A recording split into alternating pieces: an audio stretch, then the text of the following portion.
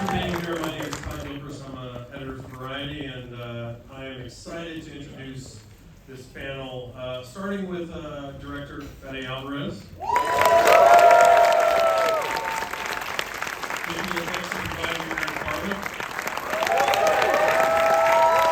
Supervising sound editor Gilmore and Wallfisch. And composer Benjamin Wallfisch.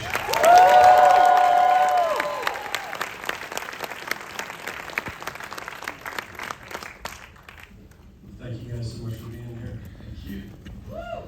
I want to start with a question that's kind of existential about the Alien franchise, which is that when you started on this process, and I think this applies maybe to each of you when you joined the project, is what are the things that you think an Alien movie must have?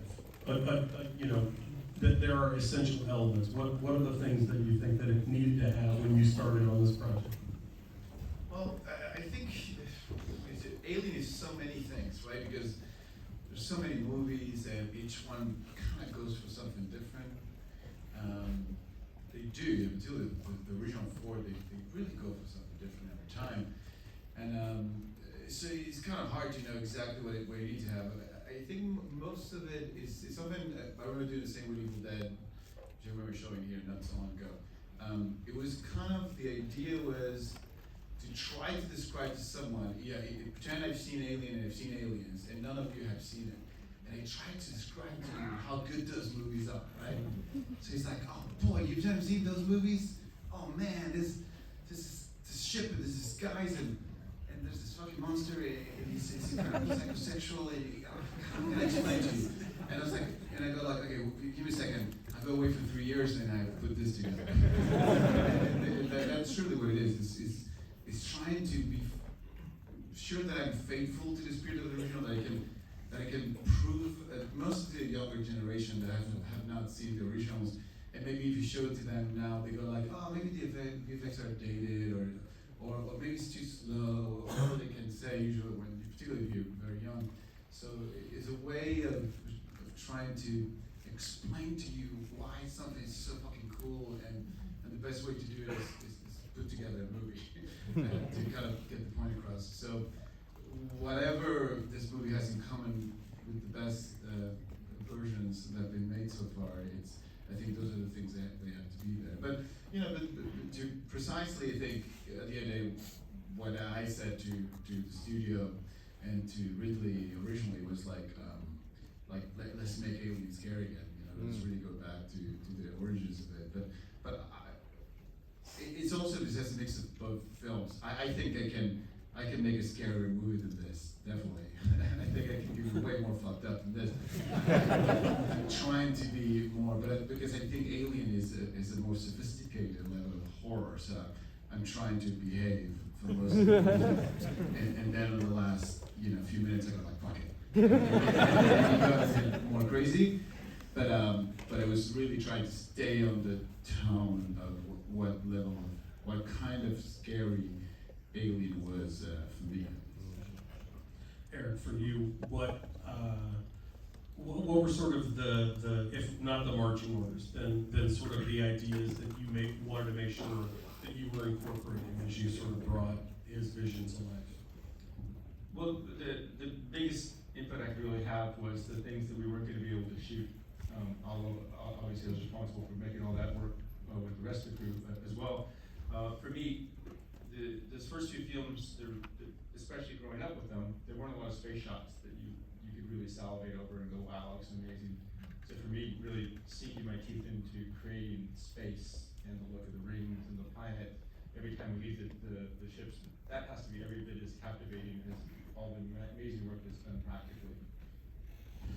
Lee and Will, can you guys talk about to what extent there is a mental soundtrack, a collection of sounds and clips that for you were essential to integrate into this, be it from the other films or you were going to create a whole cloth?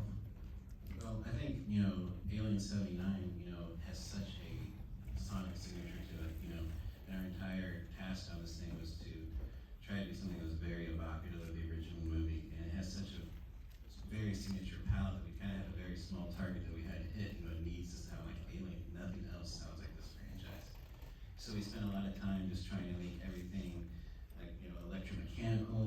chunky, gritty, dirty, dirty sexy.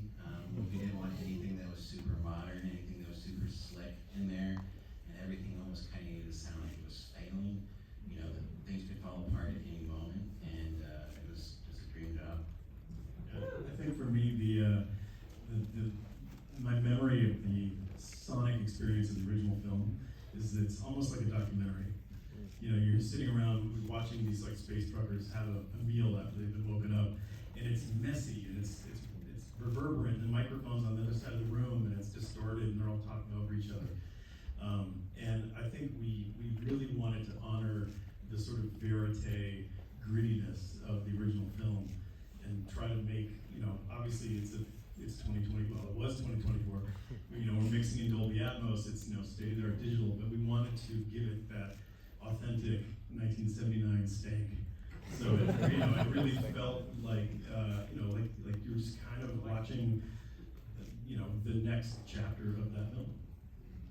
And Benjamin, you have these giants on whose shoulders you can stand, Jerry Goldsmith, James Horner, and you watch even just in the opening sequence, you hear those like low woodwinds, these things that to me are absolutely synonymous, where they're, be it musical signatures or even actual themes that you felt like you knew you wanted to include or evoke in creating a score for this film. This really was one of the most exciting and beautiful projects I think I've ever worked on, in terms of the balance of how do you write a love letter to this iconic, very unique, to this Alien franchise, the sound of Goldsmith, but the large orchestral sound, the harmony, the way he was experimenting with completely revolutionary ideas like putting woodwinds through tape delays. But it was super primitive back then, and so we were doing that using very complex Atmos delays, but it was all very much just what would Jerry might have done with our technology. But more important than that, it was Fede's movie, and his whole tone is so unique. So it was about capturing that homage in a way which was like we're just making sure that the environment feels like an Alien film, but then on top of that, we're doing something very new and very fresh. So all the themes, all the main themes were unique. There are definite Easter eggs, as I'm sure you had, for Rook and for the Prometheus fire sequences, things like that. But we really wanted to kind of create something fresh. So all the totally bonkers electronics. That was a very carefully conceived structure. And yeah, it was just one of those really unique brief stories that balanced those two. Well, Fede, are you you're creating a film that is in many ways anachronistic, and you guys are talking about Dolby Atmos and all these other ultra-modern technologies and techniques. When you started approaching this, how much did you want to approach it from an anachronistic standpoint? Impose limitations for yourself, and how much did you go, we can create artificial limitations and still do everything in the exact modern way you've done in any of the other films that you've made? I think it was it's a balance that I think all of us had to strike. Was that the first thing to hit, and this applies to visual effects, to the sound, to the whole movie, is that when you guys come into the movie, to go for the beginning, it's almost like you show up at the house and you go like, is this Alien? Okay, it's Alien, come in. You sit down at the table, but is this Alien, right? I'm in the right place? Yeah, the right place, don't worry, buddy. And you start watching, and as we go like, oh yeah, it's Alien. Oh boy. Like at the beginning, that's why we really perverse at the beginning to make it feel as alien as it can. You have that scream going on. The music is very Goldsmith, because people are telling you, yeah, it's Alien, come in, don't worry. It's gonna be just like the first movie. It's almost exactly like the first movie. And you go like, oh thank God, they didn't fuck it up. So you kind of go quiet, you go easy, and we want to earn your trust at first, to make you feel like we get it, we know what it is. We all know we're not gonna give you the same thing again, because that would be fucking ridiculous. You've seen it already. And it will be fucking ridiculous that we give an attempt to try to do something, as if those first movies are so fucking amazing. So, but at first we have to kind of get you in, feeling like that we understand it. So the visual effects approach and the sound, how it sounds to begin, the music, we try to be as purist as we can. Now, as the story progresses, once you're in it, you go, this feels like Alien. That's when we start taking licenses, just going beyond, and that's why Ben starts to bring the synthesizers and stuff that are not very classic Alien at all. But once he started bringing, you're already in the dream of the movie, and you're being seduced by it already. I mean, you're not defending, you're not, as I will be, very defensive at first. Every time I watch a movie that's part of the franchise I love, I come in very defensive, because like, I gotta fuck it out, there's a cash grab, and all the things that I want to say. So I'm defensive, and the first mistake, I'm like, fuck it, I knew this shit, So you try. So I want to make sure that carefully take you there, and we earn your trust. So we have to be able to perform a really good purist Alien, all of us, at what we do. Like, we can execute it at a level that feels like the original. And then once we get there, to start pushing. So once we're there, he brings the synthesizers, the sound with the Dolby in the mix, we start taking it beyond and do things that the other movies didn't do. Eric will bring a scope on the visual effects that none of the movies did it either, and you have to bring new techniques that didn't exist back then. But you have to first be convinced you're in an Alien movie, and then go beyond. But that's why there's a very calculated structure that we all followed about first fooling you to believe it's exactly like the other ones, and once you're happy, and once you kind of got your fix of enough of the things from the originals to start pushing into uncharted waters, so you come out of the movie thinking, fuck, I got what I wanted from the flavor of the originals, plus new things that I had never seen before. Lee and Will, can you talk about maybe creating that audio trajectory to have that sort of flatness at the beginning, or the familiarity at the beginning, and then expanding that throughout the course of the film? Well, I'm going to let Lee take this because he's been waiting to make the sound for that boot up sequence for his entire career. This is true. So the boot up sequence for the Nostromo is my favorite sound of any movie ever. And so the fact that I got to work on the Alien movie, but it also had the Echo Pro booting up, I'm like, you gotta be kidding me, it was Christmas, And so what was really cool about that is we really tried to focus on not reusing any sounds from the original movies, because we didn't really have access to a lot of those to begin with. So it was really creating all these things from scratch that sounded like kind of like a nod and a wink to the original, especially with that boot up sequence. And I love that the first thing is like Fede said, you're like, oh, this is Alien, I'm in the Alien house, so it was really, really great. And was there more from you, Will? Well, so I just want to point out a technique that Fede used here, which I thought was so clever. Obviously, the opening of the film, there's no sound, no music, nothing. The only sound you hear on that shot of the spaceship is tape hiss, because we've added tape hiss to the whole movie, amongst other things. But what was so clever about that is that, as Fede pointed out when we did it, what we're doing is setting the audience's expectations about the fact that we will be taking sound away throughout the film. And if you set that expectation right in the beginning, you sort of already set the ground rules for the film and how it operates. So when we keep doing that over and over throughout the film, it doesn't feel unwelcome. It feels like part of the fabric of the film. I was so scared when they took all the sound out at the beginning, because I had a really cool spaceship sound that nobody's ever heard. I heard it. Will heard it. I'm like, yeah, right, I nailed this, and then he's like, mute it. Like, what is this guy doing, But Fede was great that he had all these really great ideas that were like super out there, and like, son of a bitch, it didn't work, like taking the sound out here, and then you just really start building up this trust with each other, and everyone starts piggybacking off of each other with like, well, what if we did this, and what if we did that? And the thing that Will and I kept talking about is like, how can we weaponize silence? Because sound is such a safety blanket for your brain, and it's such like a thing that keeps you grounded and warm and safe. And so when you rip the sound out and go to silence, it's so unnerving. Like when the Corbelin's crashing and we pull all the sound out, and it's just free falling into the station. That's way more scary and way more out of control than if you heard a bunch of thrusters and everything. So I loved that we started the movie out just like Will said, like, okay, this is what we're gonna do, everybody hold on. Well, I think that philosophy applies to every aspect of this movie in terms of how shrewdly it uses all these techniques that are, that you would think would just be an effects extravaganza, an audio extravaganza, all these things, and yet they're used very diplomatically.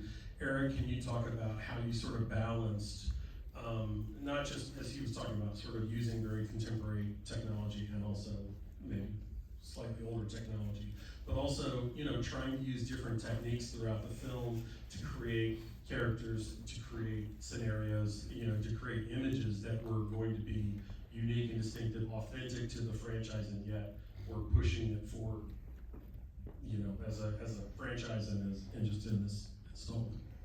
Well, one of the things we did was, traditionally if you're gonna do space, you just go straight to previs and CG because it's just easier that way. And Fede was adamant that he wanted to build miniatures. And I thought it was a fantastic idea because what's gonna give us that kind of analog, I kept saying, let's go back to the analog future. What's gonna give us that analog feel more than having real miniatures? And he really wanted to shoot them as well. In the end, we actually got to shoot him, put a few shots into the film, but what that gave us by building those miniatures was amazing digital models that the digital artist would never finish the same way a physical model maker will. And that immediately translates, and now if we lens up and move the camera the way we would traditionally, and he actually framed up most of the shots, so it's the same eye behind the space shots as the ship shots, same lensing, same feel. We purposely let our depth of field fall off in our CG shots, like our old miniature shots would, because we always wanted more light. You never got the stop you wanted, so sometimes you'd see those shots and splice them up like a miniature, well, it's because depth of field. So we just did little things like that to try to keep us in that analog world, and it's the details, it's all those little teeny details.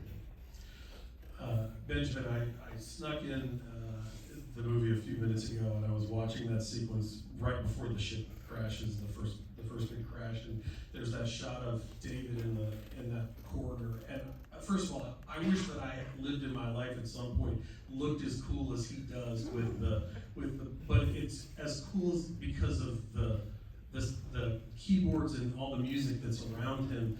When you're going through and making a film like this, are you just working purely intuitively in each sequence, or, is there an escalation? Is there a building in terms of integrating those electronic tones into all of those sort of established kinds of more organic sounds that came in some of the earlier films?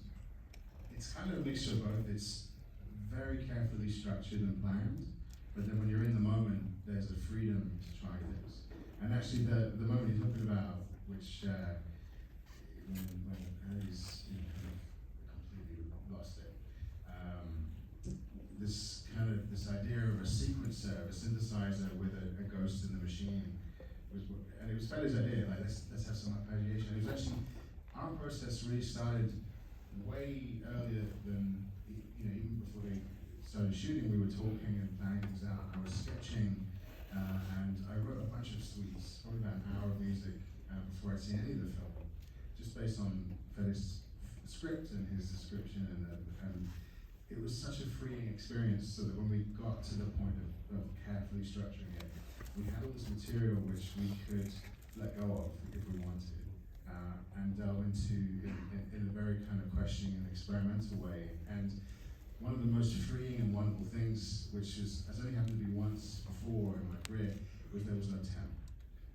And Fede was adamant. The very first time I saw the movie, it was completely devoid of any music, so it was just this terrifying silence. But actually, after about 10 minutes, it was so liberating. Because to your point, this idea of weaponizing silence in a way, the structure of why we have a cue, it really had to earn its right to be there. And also, Fede came up with this idea of the hero's journey being applied to music, and this idea that we start with orchestra, and the synthesizer sound world kind of creeps up on you very subtly and in a very gentle way, and before you know it, it's taken over, and then it kind of comes around, and we end up with this total anomaly with the offspring creature at the end, which was the spore. It has nothing to do with anything else, and then we just come back to the orchestra and it's almost a sort of full circle structure. And that's something we discussed at the very beginning. So that kind of, yeah, I guess to answer your question, it's a mixture. Let me add something to that, like just for the youth, I'm sure some of you here might not know what he means by the movie had no temp. But you know, before the composer comes in, when the filmmaker, when we finish an editorial, we have a cut of the movie. You put music from other movies, right? You have to put something in there just to embellish it, to make it more watchable. On the first cut of the movie, where the composer hasn't started working yet, you just put music from other movies. Normally, when he gets to see, or the composer gets to see the first version of the movie, he already has all this music from other movies. And I find it atrocious, because I find it terrible. It's not that I do it, but I will never show it to the composer, because in the same way that you wouldn't, you know, in order to direct an actor for a scene, to show me, okay, I'm going to show you a scene from this Tarantino movie, and I want you to do exactly the same that Sam Jackson did at that scene. Go. It will be terrible. And even if you didn't ask for it, and the actor knows that that's what you have in mind, he will be confused. He will be trying to give you something similar to what he thinks you wanted. So if any of you, I'm sure some filmmakers here, like, I think it's something that we all should do. Should never show a composer the version of your movie with other people's music, because it's, you know, it's harder to it's really hard to show your work with no music at all, because you feel naked. But a good composer always listens to music in his head while he's watching anyway, so he will do it for you. But that's why he means that at no temp. When he saw the movie, he watched the whole movie with no music whatsoever, which is terrifying for a director. This movie is so beautifully authentic to the franchise, and obviously there were things that you had in mind that you wanted to use as building blocks from the earlier films. But I remember when you and I talked when the film was first released, you said that I don't think it was until like the premiere that someone pointed out that the offspring looks as much like the creature from Alien Resurrection as it does the engineers from Prometheus. Can you talk about what, if any, sort of specific hallmarks or callbacks you wanted to include, and maybe which other ones, now that when you finish the film, ended up being sort of happy accidents or things that ended up sort of reinforcing canon that maybe you didn't necessarily initially intend? No, I think you look. There's many things sometimes that you cannot control, and people find, and they might think, oh, you made it because you were thinking about this theme or that theme, and I'm thinking, no. And I go, yeah. But usually that you let the audience is the owner. They own the movie. By the time I watch it, it's out of my hands. It's whatever you want it to be. When it comes to the canon and the things we plan, we're very precise and we're lucky these days that there's stuff like Xenopedia. You know, you go there and there's all this endless, library of knowledge from all the novels and the comic books, and so there's so much information there and while I write the movie, every time I want to know what is the proper term for this, I would just go there and find it that this novel at this year someone referred to the parasitoid that way. I was like, okay, that's and you take so you build on canon. You want to be sure, and it's only when I find nothing in Xenopedia that I have to go, fuck, I have to come up with a name myself now. And you go and you do.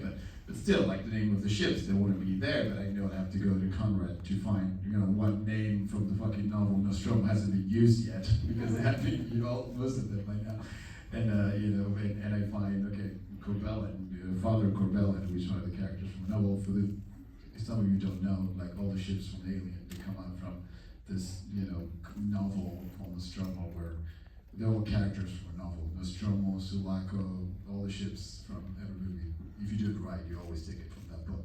So that's the sort of thing that, there's so much literature to take knowledge and designs and combine a couple of designs into a new one, and then you go into uncharted waters. You have to create new things. But it's very calculated, and there's many things that I don't think most people, even the most fans, people have true connoisseurs, haven't really probably scratched the surface of how much detail there is on the little text on the monitors and reference of, because we were trying to even if there's a screen on the Corbellin about the map of the galaxy or where they're going, that's not a random artist that was like, oh, I'm just gonna pretend this is a galaxy.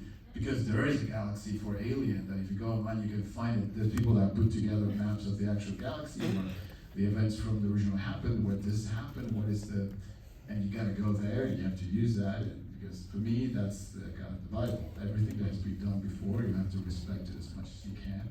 And I don't think it never gets in the way of the story, right? Like you can do that easily. I think with all the time with franchises, filmmakers don't do it just out of laziness. It's easier to just come up with something. For me, and all of us, we got so much pleasure on like honoring the canon that came before. Eric, given the complexity of so many sequences in this film, was there one for you that was maybe the biggest challenge for you, or maybe the most gratifying to sort of bring together all these different kind of elements into one? Probably just, in my mind from the very beginning, planning out our zero gravity sequences, because they're so challenging to shoot when you have actors on wires, and you gotta high gravity, you gotta build sets and plan on what sets you're gonna build so that you can shoot and put your cameras, get your lighting.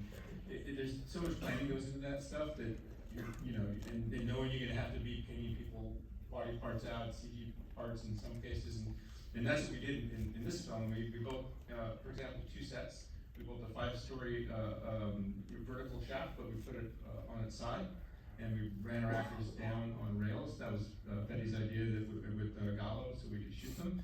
And then we had a 2-story vertical set that we could also shoot. And we kind of cut back and forth between the sets. Same with when they're at the end, with the Xenos are kind of coming in for Andy and Rain. There's a vertical set and there's a horizontal set.